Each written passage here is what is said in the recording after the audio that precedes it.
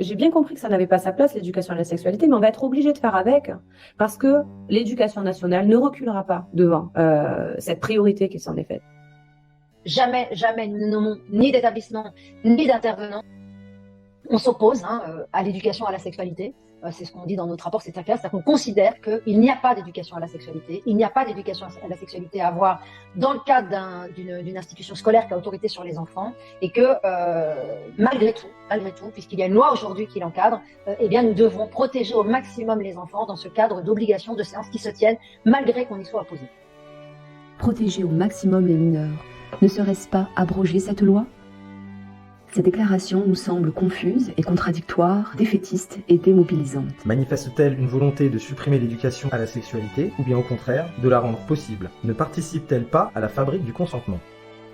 L'éducation à la sexualité constitue par essence un traumatisme et une effraction de la sphère publique dans la sphère privée, et même jusque dans l'intimité des familles et des mineurs, et ce, quel que soit leur âge. Elle bafoue l'autorité parentale.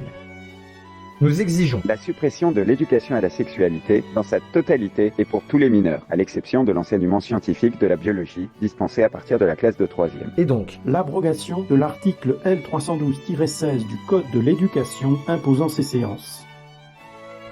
#éducation L312-16 abrogation.